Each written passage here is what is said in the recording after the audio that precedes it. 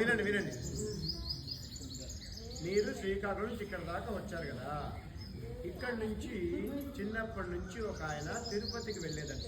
ఆ కాలంలో బస్సులు ఏవి లేవు కదా, నడుచుకుంటూ వెళ్ళేది. చిన్నప్పటి నుంచి అలవాటు, వాళ్ళ పెద్దవాళ్ళతో వెళ్ళేది. వయసు అయిపోయింది, ముసలితనం వచ్చేస్తుందిగా. మీకు వచ్చేస్తుంది, మాకు కూడా వచ్చేస్తుంది, వాళ్ళకు కూడా వచ్చేస్తుంది, అందరికి వచ్చేస్తుంది. వయసు ఎవరికి ఆగదు. కాబట్టి ఆయనకి ముసలితనం వచ్చేసింది, వెళ్ళలేకపోయాడు పాపం. చేత కావట్లా, నడవాలి కదా. కూర్చుని దగ్గర స్వామిని వేడుకున్నట్ట. స్వామి ఈసారి రాలేకపోతున్నాను స్వామి, నేను చూడలేకపోతున్నాను స్వామి. మరి దేవుడు కదా, భక్తికి కరిగిపోవాలి కదా, అవునా కదా. ఎండలో పెడితే ఐస్ క్రీమ్ కరిగిపోద్ది కదా, మనం ఎండ నిలబడితే మనం కూడా కరిగిపోతాం, అందమంతా కరిగిపోతుంది, అవునా. మరి భగవంతుడు అలా భక్తికి కరగాలి కదా. నెయ్యి కదా వేడి చేస్తే కరిగినట్టు భగవంతుడు పాపం ఆయనకి భక్తికి పొంగిపోయాడు, కరిగిపోయాడు. ఆయన ఏమన్నట్ట తెలుసా, నువ్వెందుకురా కష్టపడి వస్తావు, నేనే వస్తున్నాను అని చెప్పాడు. అలా తవ్వి తీశాడు వెంకటేశ్వర స్వామిని, అక్కడ చూసి వచ్చాడు. అలాగే ఈశాన్యంలో ఈశ్వరుడు ఉన్నాడంటే ఇక్కడ ఈశ్వరుడిని తవ్వి తీశాడనమాట. అర్థమవుతుందా? అంటే భక్తికి భగవంతుని రప్పించే శక్తి ఉంది. మీరు ఈరోజు అనుకోకుండా ఎంత మంచి రోజు వచ్చారో తెలుసా, ఈరోజు శ్రీరామనవమి. మరి రాముడికేమో 14 సంవత్సరాల వనవాసం.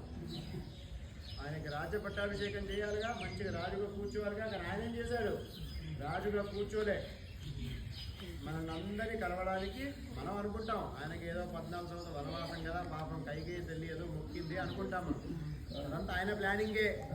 నేను రాజ్యంలో కూర్చుంటే భక్తులు ఎవరు చూసుకోవాలి, మనందరికీ బాగా అలవాటు అనమాట. మంచి ఏసీ కారు, ఏసీ ఆఫీసులు ఛాయగా కూర్చుని పోతాం.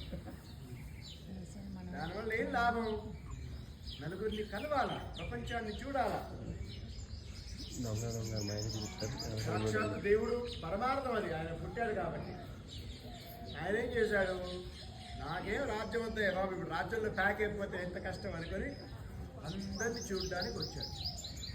అడవులు తిరిగాడు కదా, తిరిగి అడవులే కదా, అడవుల్లో అంత ఎవరు ఉంటారు, మనమేగా, ఉన్నా కాదా.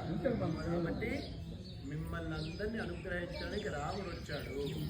మరి మీ గురించి మేము కూడా కనీసం ఇక్కడ స్టోరీ చెప్పకపోతే, మేము బాగా డబ్బిచ్చే వాళ్ళతో మాట్లాడి, బాగా స్టైల్ కొట్టే వాళ్ళతో మాట్లాడితే ఎంత కష్టం. అసలు నిజానికి స్టైల్ అంటే ఏంటో తెలుసా, కాపీ కొట్టి వేరే డ్రెస్ వేసుకోవడం కాదు. ఇదిగో ఒరిజినాలిటీ. చూడంగానే శ్రీకాకుళం అని తెలవాలి, చూడంగానే అయ్యగారని తెలవాలి. ఒరిజినాలిటీ దెబ్బతింటే ఏం లాభం. ఇప్పుడు లంబాడిలాగా లేరు. శ్రీకాకుళం వాళ్ళు శ్రీకాకుళం డ్రెస్ వాడట్లా, రాజస్థాన్ వాళ్ళు వాళ్ళ డ్రెస్ వాడట్లేదు. ఎవరికి వాళ్ళు వాళ్ళ డ్రెస్ ముంచుకోవడమే ఉండాలి. అందుకని నేను శివుడిని వదిలేసి మీతో మాట్లాడడానికి వచ్చా. నాకు ఆనందం, ఇంతమంది వచ్చారు పాపం.